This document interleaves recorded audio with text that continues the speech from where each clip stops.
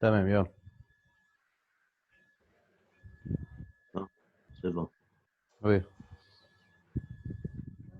Voilà. Bien.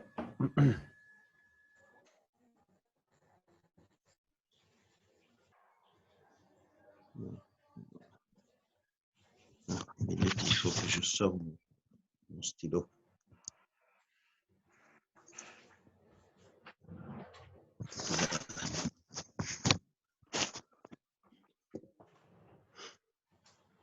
C'est bon. Donc, comme je vous ai dit, on va traiter seulement deux chapitres, la modélisation mathématique et le deuxième, c'est la résolution numérique des équations mathématiques, pas la méthode des différences finies. Dans la résolution mathématique, franchement, c'est un chapitre que je l'ai cherché de partout. Et ça, c'est un chapitre qui est en relation avec mes travaux de recherche. OK? Donc, je veux vous donner mon expérience dans ce domaine. C'est-à-dire, si vous cherchez partout, vous ne trouvez pas un chapitre consacré pour tous ces genres des modèles mathématiques. C'est-à-dire, on peut trouver par exemple, de Navier-Stokes, les équations de Navier-Stokes. On peut trouver de la fraction massique dans un bouquin. Dans un autre bouquin, on peut trouver le transfert thermique, mais on ne peut pas trouver toutes ces équations dans un bouquin. OK? Pour cela, j'ai cherché de partout. En fait, comme je vous ai dit, je ne sais pas si je vous ai dit ça, que ce cours-là, c'est la suite des cours qui sont déjà été donnés. Donc, comme par exemple mécanique des fluides, comme le transfert thermique, comme la chimie, etc. Donc, en introduction générale, qu'est-ce qu'on va faire dans ce chapitre? Dans ce chapitre, nous allons étudier la manière d'effectuer des modélisations mathématiques pour des phénomènes physiques, aussi biologiques, chimiques et nucléaires, n'importe quel modèle, c'est-à-dire on peut le créer ici. Mais quant à moi, je vous ai choisi 4 à 5 phénomènes, pas plus, mais on peut généraliser. Donc, nous commençons tout d'abord de décrire les différentes équations mathématiques de plusieurs phénomènes physiques. Toutes ces équations sont en général complètes. Donc, je vais vous donner les équations complètes. Pour cela, on va utiliser les conditions simplificatrices tout de suite après le paragraphe de modélisation de l'équation. Donc, et comme ça, on peut savoir comment peut-on passer d'une équation complète à une équation simplifiée. OK? Oui, docteur, تمام. Donc, pour cela, il faut utiliser des conditions simplificatrices afin de les simplifier pour qu'elles puissent prendre le cas du phénomène physique demandé. Maintenant, Anna, ma fille phénomène physique, il peut prendre toutes les conditions en même temps. Donc, le phénomène physique, il va prendre de cas réels. Par exemple, si j'ai du rayonnement, il faut tenir compte du rayonnement. Mais s'il n'y a pas de rayonnement, il ne faut pas le prendre. Donc, s'il y a de chaleur de métabolisme, il faut l'utiliser. Si je travaille le solide, c'est un corps solide qui n'a pas du sang, donc il ne faut pas utiliser la perfusion du sang ni la chaleur de métabolisme. OK? Oui. Donc, après que je monte mon modèle mathématique et je sais par exemple que je vais résoudre l'équation de chaleur, et peut-être l'équation de chaleur sera couplée à l'équation de Navier-Stokes. Donc, j'aurai 2 ou bien 3 équations, ou bien avec l'équation de la fraction massique, j'aurai 4 équations. Donc, il faut compléter ce modèle. Pour compléter ce modèle, il faut coupler ces équations à des conditions initiales et des conditions aux limites. Pour cela, j'ajoute à ces équations les conditions aux limites. Donc, chaque équation a ses propres conditions aux limites. Par exemple, si je parle température, donc la température a des conditions initiales, des conditions limites qui sont en relation avec la température. La Navier-Stokes, donc, ils ont des conditions initiales et aux limites qui sont en relation avec les vitesses. La fraction massique, donc, c'est avec la fraction massique, et ainsi de suite. Donc, quand j'aurai des équations avec les conditions initiales et aux limites, je peux dire que mon modèle est complet maintenant. Et il est complet dans des, par exemple, dans des formes parallélépipédiques, dans des formes cylindriques, dans une forme sphérique, peu importe. Donc, le modèle est complet, mais il est difficilement à résoudre ce modèle s'il est dans une forme qui a besoin de, par exemple, des paramètres assez compliqués. Pour cela, il faut simplifier ce modèle, on a dit, et il faut effectuer des changements de variables. Donc, on effectue le changement de variables pour passer de coordonnées sphériques aux coordonnées cartésiennes, de coordonnées cylindriques aux coordonnées cartésiennes. OK? Oui.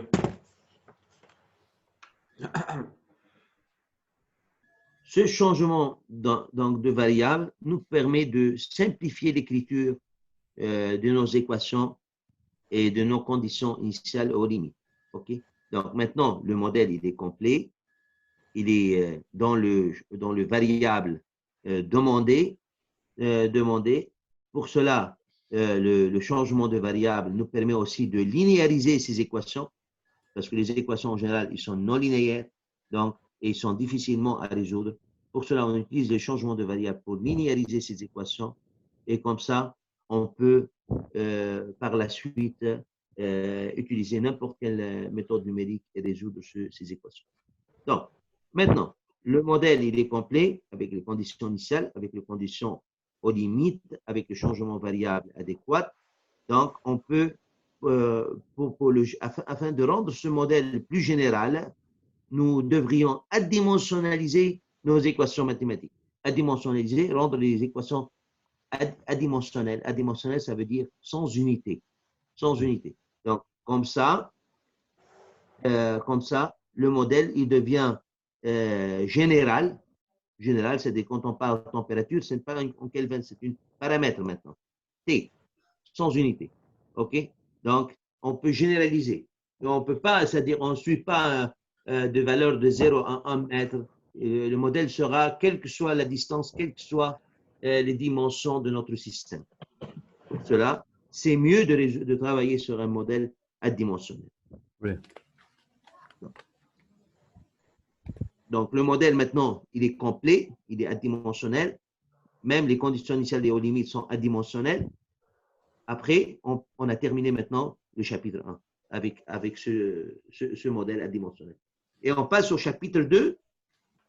On l'utilise pour résoudre numériquement les équations qu'on a trouvées. مفهوم؟ يعني أنا عم أعلمكم مهنة. Comment peut-on modéliser, décrire les phénomènes physiques, biologiques, chimiques avec des équations en dérivées partielles. Puis après, comment peut-on écrire notre modèle simplifié avec ces équations aux dérivées partielles? Et en plus, comment peut-on résoudre ces équations sur l'ordinateur? OK? Mafhum? Oui. Ça, c'était l'introduction générale. Donc, je vais passer aux équations aux dérivées partielles et je commence tout de suite avec l'équation de continuité ou équation de conservation des espèces chimiques. Donc, quelle est l'équation? Cette équation, c'est entre dans la mécanique des fluides. Aussi bien, elle entre dans ce qu'on appelle la concentration chimique aussi. Parce que tout d'abord, je vais déterminer la concentration chimique. Et après, par analogie, on peut déterminer l'équation de continuité qui est en mécanique des fluides. Donc, cette équation, elle est déterminée à partir de l'équation de conservation de la masse. OK? Équation de conservation de la masse en chimie. Ça veut dire flux de masse entrant plus flux de masse généré égale flux de masse sortant plus flux de masse accumulé. OK? Oui. Bon. Mais on va travailler maintenant. On suppose qu'on a, par exemple, un flux. Le flux, il entre d'ici. Des trois faces. أول face هي هيدي.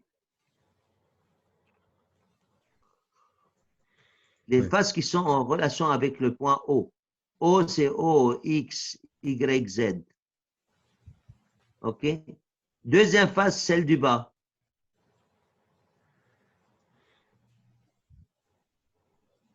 Troisième phase, celle de l'arrière. Celle de l'arrière. Vous avez vu les trois faces? Oui. Oui. Mais avant tout, on a delta X, delta Y, delta Z. Delta Z, vous voyez delta Z. Oui. Ça. Delta Z. Hein? OK? On appelle ça le volume de contrôle. Mhm. On appelle ça le volume de contrôle. Tel que ce volume est égal à V. On a la densité, vous savez, la densité, c'est kg par mètre cube, n'est-ce pas? Ça. C'est M sur V. M sur V. M, c'est en kilogrammes, V, c'est en mètre cube. Donc, la masse M en kilogrammes est égale rho V. Rho V.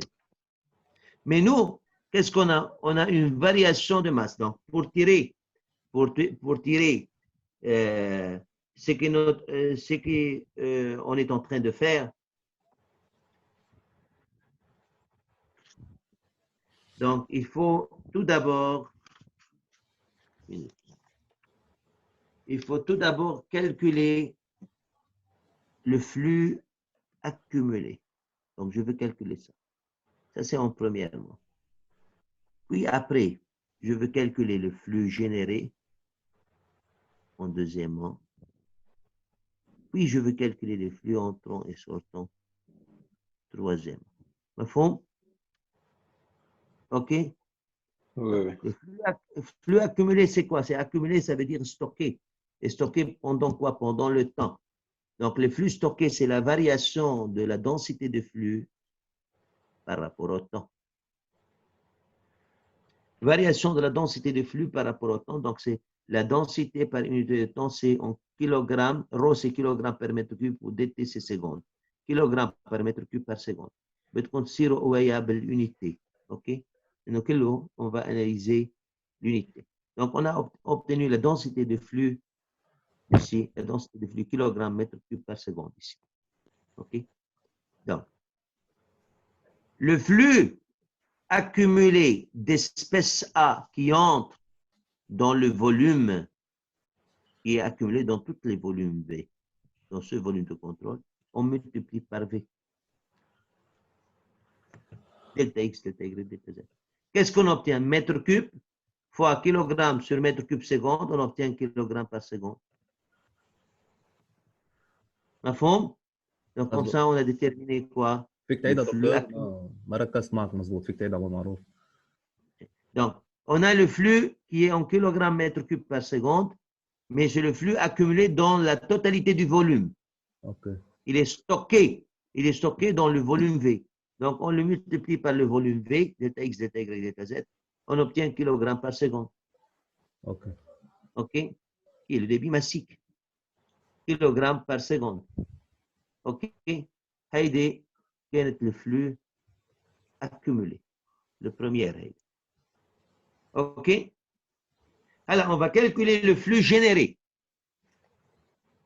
Nous, on sait très bien RA, d'après les réactions chimiques, on l'appelle taux de production molaire de l'espèce A par unité de volume. C'est en mol par mètre cube par seconde. Oui. OK? RA, c'est le taux de production molaire qui provient de la réaction chimique. Si on multiplie RA par MA, MA, شو هي MA? MA, c'est en kilogrammes par mol. Oui. OK? C'est en kilogrammes par mol, MA. Donc, si on multiplie par MA, mol, طارت شو صارت l'unité? كيلوغرام متر كيوب Kilogramme par mètre cube par seconde. صح. Okay. Mais pour avoir le même unité que kilogramme sur seconde, parce que le flux généré, c'est quoi? Généré par la totalité du volume. Donc, il faut le multiplier par le volume. Comme ça, on obtient kilogramme par seconde. مظبوط?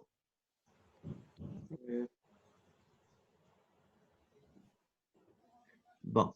Donc, c'est le flux généré de l'espèce A dans le volume de contrôle. Delta X, delta Y, delta Z. Et ça, c'est le deuxième. Donc, on a calculé le flux accumulé et on a calculé le flux généré. Le flux généré, comment? Il est généré par les réactions chimiques. Les réactions chimiques, c'est RA. RA, on sait très bien par la suite qu'on va le calculer à partir de la loi d'Arrhenius. On calcule RA à partir de la loi d'Arrhenius. Donc, pour passer de mol par mètre cube par seconde à kilogramme, on multiplie par la masse. MA. Et on aura, à la place de taux de production molaire, on aura taux de production massique. مفهوم؟ اوكي وي C'est bon. دكتور عندي سؤال هون. إيه. Le RA هو taux de production molaire par unité de volume ou par temps? Oui, c'est le taux. Quand on dit taux, ça veut dire une unité par rapport au temps. OK? Ah, ok. Par rapport au temps. Mais comme c'est un taux de production molaire par unité de volume, ça veut dire par mètre cube.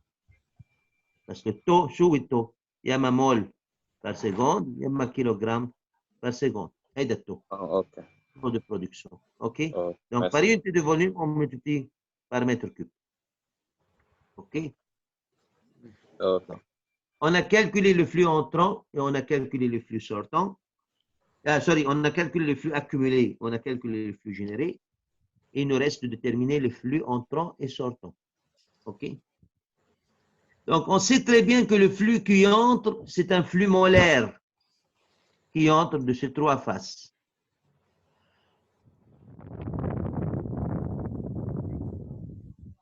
OK? Ces trois faces.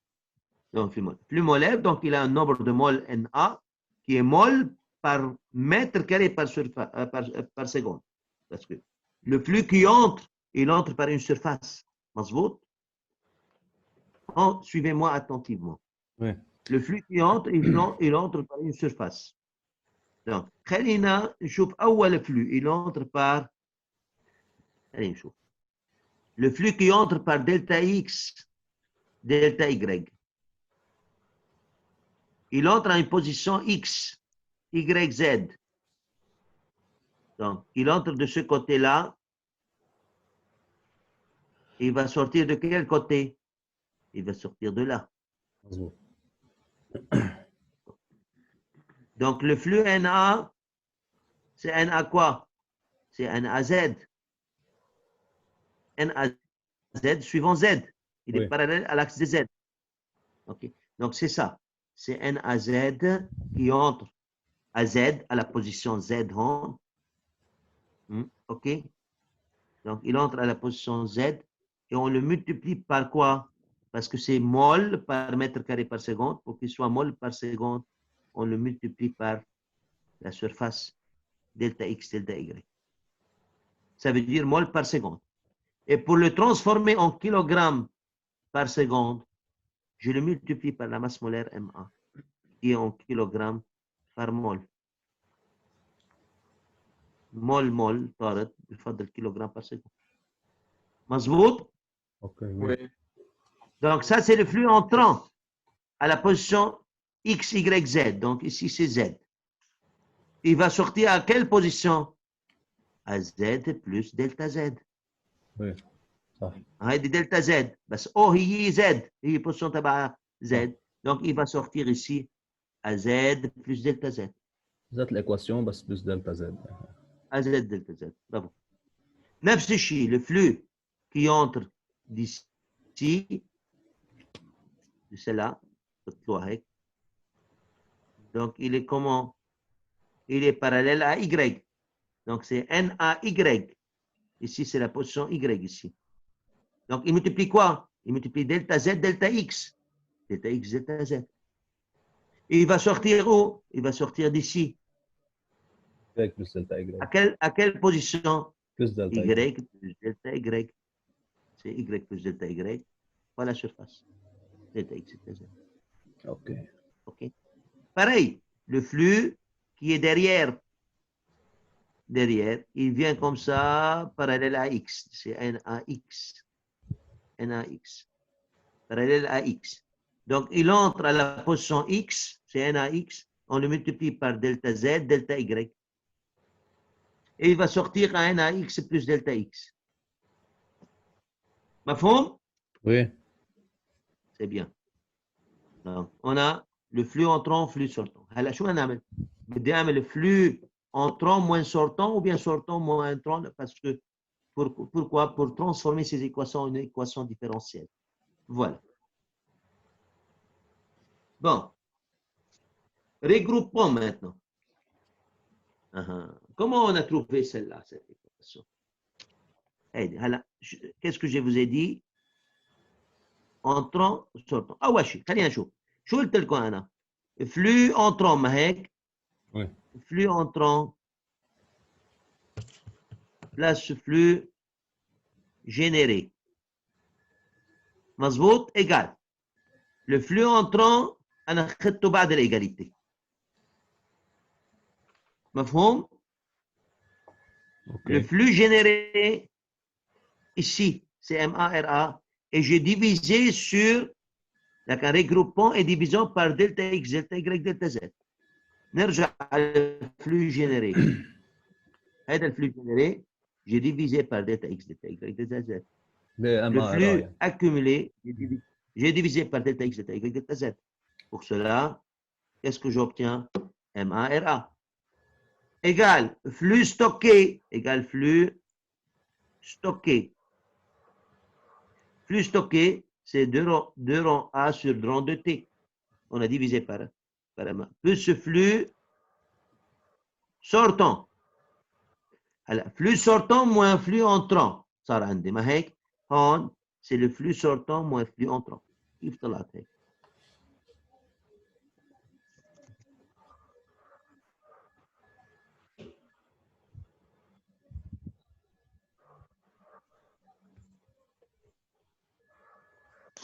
Bon.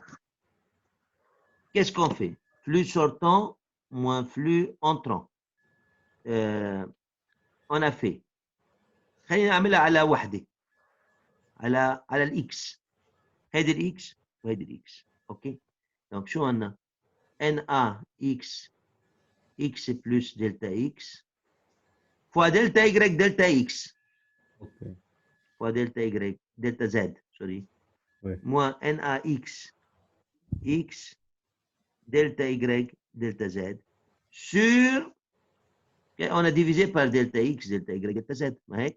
صح. delta Y delta Z delta Y delta Z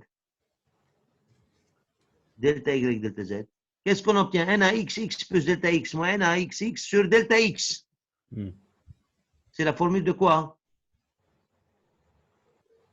Dérivée partielle de rang. De la dérivée partielle. C'est comme si je dis de rang de NAX sur de rang de X. OK? Oui. OK. Donc, qu'est-ce qu'on obtient de rang de NAX sur de rang de X? MA plus de rang de NAY, pareil, sur le rang de Y, plus de rang de NAZ sur le rang de Z. Pareil. C'est comme si j'ai obtenu quoi? MA nabla scalaire NA. Oui. Nabla, c'est la divergence. Il y a MA divergence NA. Divergence هي النبلة. مفهوم؟ Oui. نرجع لهون. Donc.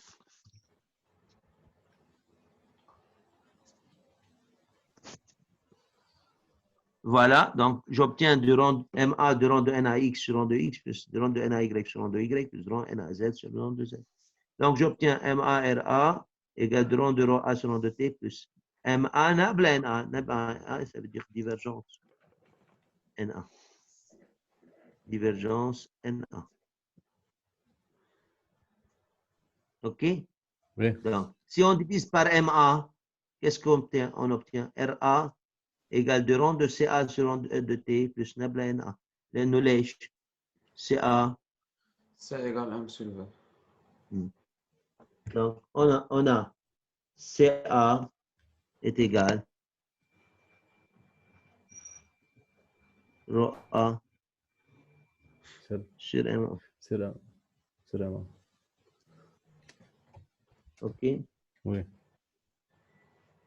Donc, comme ça, on obtient ce qu'on appelle équation chimique, équation des espèces chimiques, équation de concentration des espèces chimiques. CA, c'est quoi? C'est en mol. Et maintenant, c'est en mol par mètre cube. Mol par mètre cube. Le kilogramme, c'est des kilogrammes par mètre cube. Kilogramme par mètre Ouais, des cube, c'est mol. kilogrammes Par mol. par mol. Ça. Ça devient mol par mètre cube, Oui. la concentration. OK? Donc, ça, c'est lorsqu'il y a des réactions chimiques, Ra existe. Lorsque les réactions chimiques sont rapides, dans ce cas-là, Ra est égal à 0. C'est-à-dire on ne considère pas les réactions chimiques. Par la suite aussi, on a Na égale Ma Na par fois le nombre de moles. Na égale Ma Na. Donc, on peut écrire l'équation sous la forme de rond de T sur rond de petit t plus nabla Na, de rond de rho A, plus nabla Na égale 0, avec lorsque les réactions chimiques sont rapides. Chapitre Ra est égal à 0. OK? Et on obtient cette équation de concentration molaire aussi, mais sans réaction chimique. OK? Oui. Bon. Par analogie, on a trouvé la première équation, qui est celle-là, équation des espèces chimiques. L'équation équation des espèces chimiques ou bien des concentrations chimiques. Ça, c'est en chimie. Ça provient de chimie. Donc, il y a le nombre de moles, il y a la concentration, il y a la densité, etc. Donc, c'est de chimie. Pour passer en mécanique des fluides, cette équation, on l'écrit de la manière suivante. 2 de rho sur rho de t plus 2 de rho x, nabla quoi? Nabla, Na. on a nabla na, يعني nabla grand na, هي zeta. Nabla na. Ici, on a nabla rho u. Okay. Nabla rho u. Rho u, c'est la vitesse. Donc, de rond de rho u sur rond de x plus rond de rho v sur rond de y plus rond de rho w sur rond de z est égal à 0. OK? Maintenant, je vous pose la question. Est-ce que cette équation est vraie ou fausse? Celle-là. نشوف unité. Prenez un papier et essayez de le faire. Avec ρ, la densité kilogramme par mètre cube, T, le temps en secondes, U, V, W, en mètres par seconde, X, Y et Z, position en mètres. Voilà, vous avez 5 minutes pour faire ça. Pour répondre à la question, est-ce que cette équation est vraie ou fausse? U la vitesse مظبوط. U c'est la vitesse. U V W. Oui, oui, ce sont des vitesses. OK. Et alors, vas-y, travaillez ça. Ok.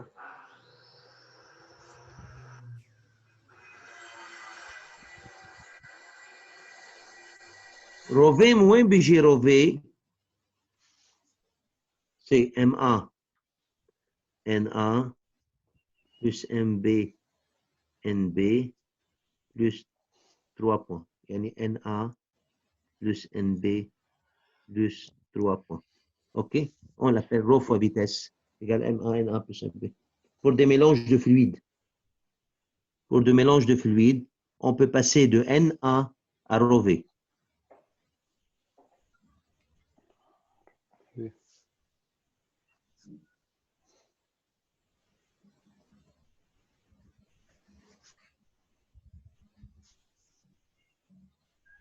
Voilà.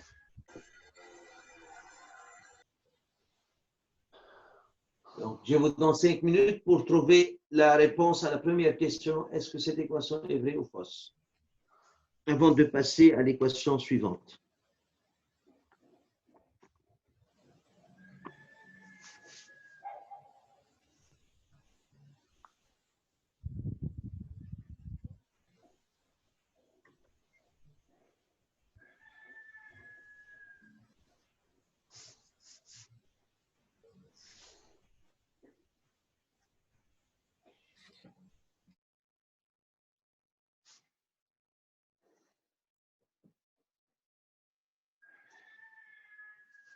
عند مين عم بيصيح هديك؟ بعتقد عندي.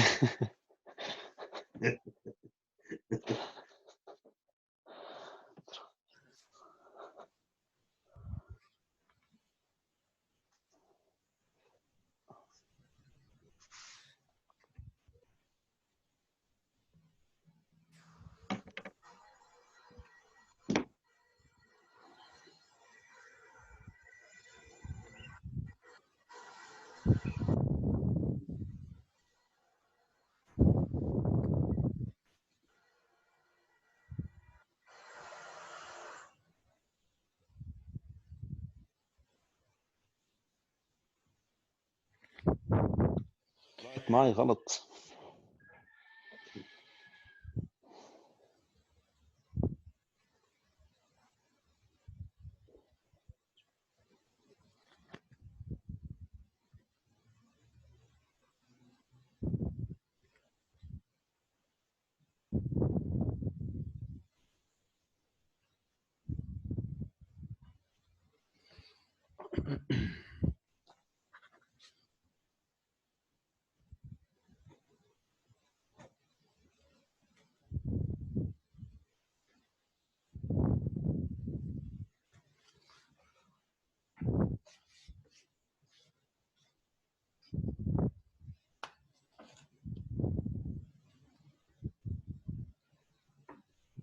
كيلوغرام متر كيوب سكوند كله. شو هو؟ كيلو متر كيوب بار سكوند، مظبوط. ايه كيلوغرام متر كيوب سكوند صح كلهم هيك. اوكي. 100. Voilà, on va le faire. Donc, rho, c'est kilogramme بار متر كيوب par mètre cube.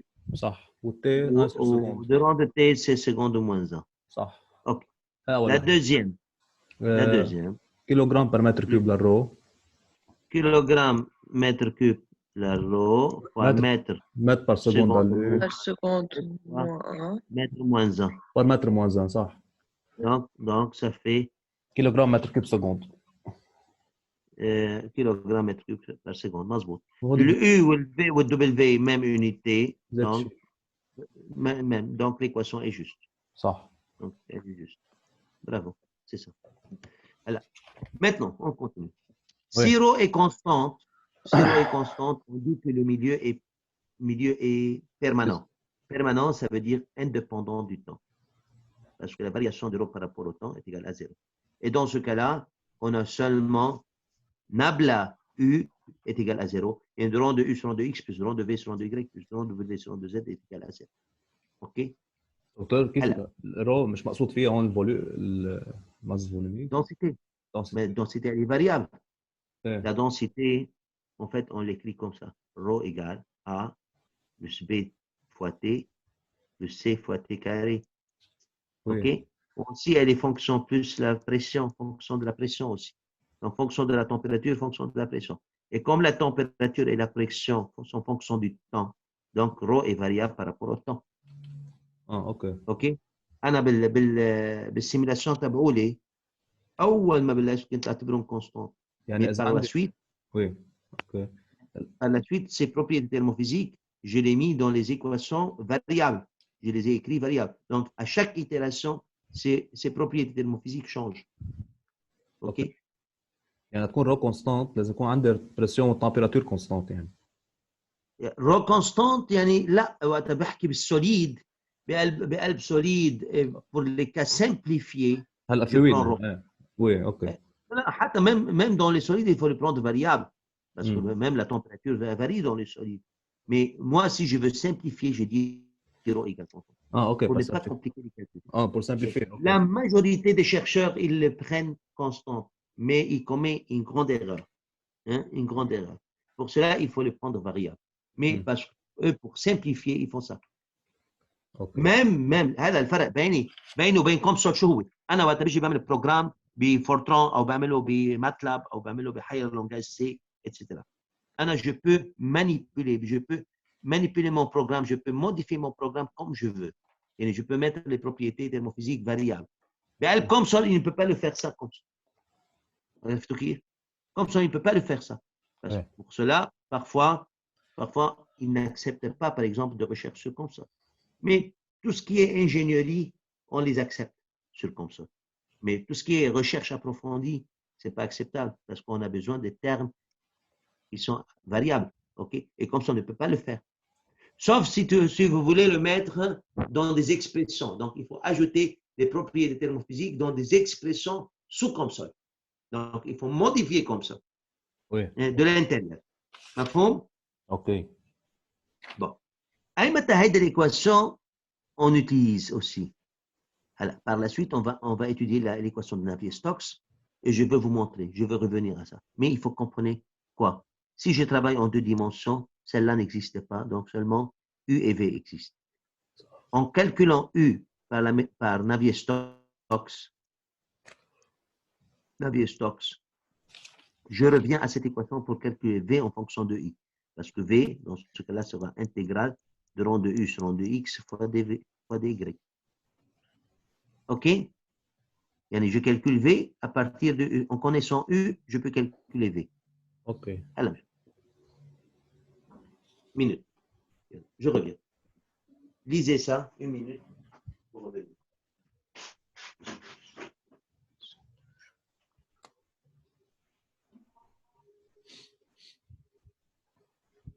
يقوم عامل قهوة أحسن شيء.